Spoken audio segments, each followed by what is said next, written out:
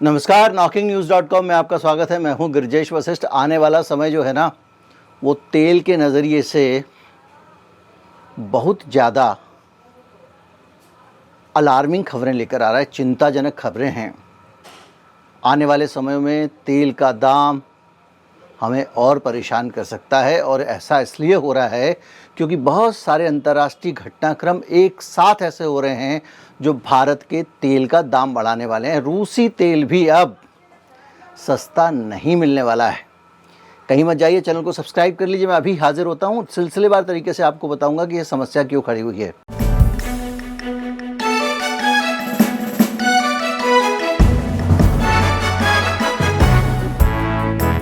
बताने की ज़रूरत नहीं है कि भारत की अर्थव्यवस्था में तेल का क्या महत्व है। ये भी बताने की ज़रूरत नहीं है कि तेल हमको पिछले काफ़ी समय से रूस से सस्ते दाम पे तेल मिल रहा था। करीब 30% के करीब डिस्काउंट मिल रहा था, और उस डिस्काउंट की वजह से भारत के पास में बहुत सारा सस्ता तेल आ रहा था। उस तेल के कारण बहुत सारा तेल अंबानी जैसी कंपनियां उसको बाकायदा रिफ़ाइन करके यूरोप को बेच रही थी, जिसके कारण भारत में काफ़ी विदेशी मुद्रा भी आ रही थी।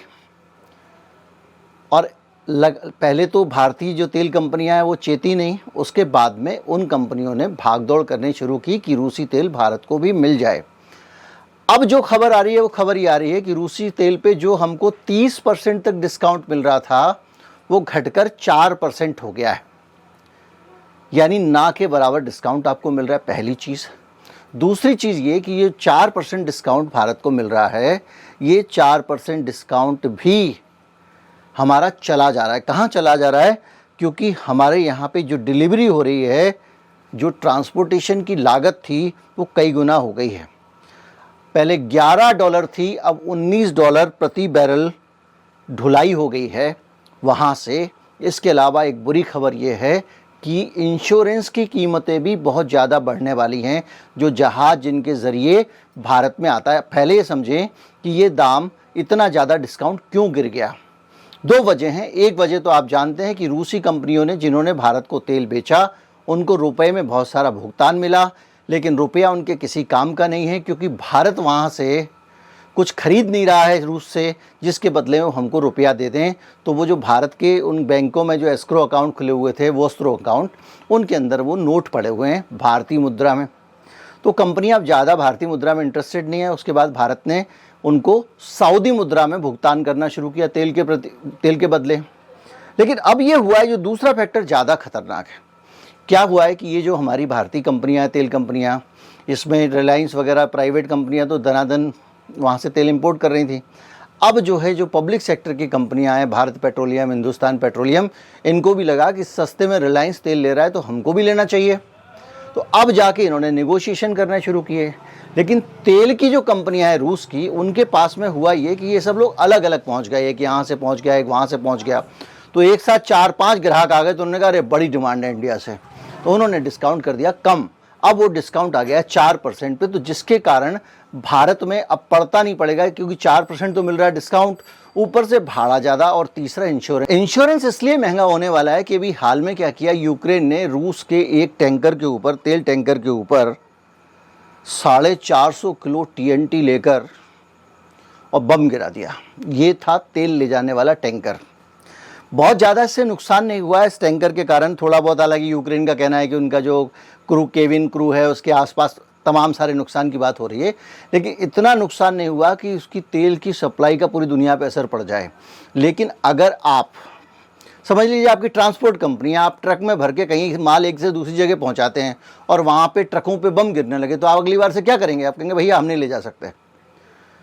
तो आप क्या करोगे? आप कहोगे भैया रिस्क जो है इंश्योरेंस में, तो भाई इंश्योरेंस कंपनी कहेगी देखो जी, हम आपका इंश्योरेंस नहीं कर सकते क्योंकि आप ले जाओगे और वहाँ पे तो बम गिर रहा है। तो इंश्योरेंस की लागत बढ़ जाएगी। पहले ही युद्ध के कारण रूस से जो तेल आता है उस पर बीमा बड़ी मुश्किल से मिल रहा है। यूरोपियन कंपनियां और जो अमेरिका का पूरा ये क्लब है, वो तो पहले इंश्योरेंस नहीं दे रहा है इन सारे टैंकर्स को। अब इंश्योरेंस की कीमत बढ़ेगी। तो जो इंश्योरेंस की कीमत बढ़ेगी, उसके कारण जो भारत में आने वाले तेल की ढुलाई है ना, वो और ज़्यादा बढ़ जाएगी। ये जो अभी आपको मैंने बताया वो तो कुछ भी नहीं है। अब क्या हो रहा है कि एक तरफ से समझिए कि जो रूस से सस्ता तेल आपको मिल रहा था, उसका डिस्काउंट 4% पे आ गया, उसकी ढुलाई महंगी, और ऊपर से इंश्योरेंस महंगा होने के कारण ढुलाई और महंगी होगी। तो कुल मिला के रूस का तेल पड़ जाएगा आपको ओपेक के तेल से भी महंगा। अब ओपेक ने भी एक पंगा कर दिया है। सऊदी अरेबिया ने कहा है कि वो अपने तेल का उत्पादन घटाएगा। 1 महीने के लिए उत्पादन घटा रहा है और आगे उसका मन करेगा तो और घटाएगा। उत्पादन घटाने का मतलब ये होता है कि किसी चीज़ की जो डिमांड और सप्लाई का बैलेंस होता है, अगर सप्लाई कम है, डिमांड ज़्यादा है, या डिमांड तो उतनी है ही, तेल की डिमांड तो कम होनी नहीं है, तो ऐसी स्थिति में दाम बढ़ते हैं। जाहिर बात है उत्पादन कम होने का मतलब यह है कि जो सऊदी अरब का तेल है, और सऊदी अरब का तेल मत मानिए इसको, वो पूरा ओपेक का तेल जो है वो महंगा हो जाएगा। तो एक तो रूस का तेल कम मिल रहा है, उसके कारण सप्लाई कम, महंगा होने के कारण कम इंपोर्ट किया जाएगा। ऊपर से ये जो नया रायता हो गया, तो कुल मिला के चारों तरफ से भारत को जो तेल मिल रहा था, जो भारत अभी तक एकदम सस्ते तेल में स्नान कर रहा था दनादन दनादन, हालत ये थी कि चीन से भी ज़्यादा रूस से हम तेल इंपोर्ट कर रहे थे। जितना चीन कर रहा है उससे भी ज़्यादा तेल हम इंपोर्ट कर रहे थे। लेकिन अब हमारी हालत ऐसी हो गई कि अगर हम वहाँ से तेल मंगाते हैं तो ऐसी स्थिति में हम जो है वो घाटे में रहेंगे। तो जाहिर बात है कि जब हमको तेल महंगा मिलेगा तो हम जब तेल यहाँ से एक्सपोर्ट करेंगे, हम तेल जब यूरोप को भेजेंगे, तो वहाँ पे भी फ़र्क पड़ेगा, क्योंकि यूरोप में भी जो आप तेल कम बेच पाओगे तो जो वहाँ एक्सपोर्ट करने से विदेशी मुद्रा आ रही थी वो भी नहीं आएगी। और जनता को तेल तो भारत में पहले ही महंगा मिल रहा है, अभी तक तो सरकार ने सस्ता होने पे कम किया नहीं था, लेकिन महंगा होने पे ज़रूर बढ़ा देगी। तो जो भी है, चारों तरफ से तेल की मार झेलने को तैयार रहिए। अब कम से कम हर वीडियो में ये बताने की ज़रूरत नहीं है कि तेल महंगा होने का मतलब क्या है।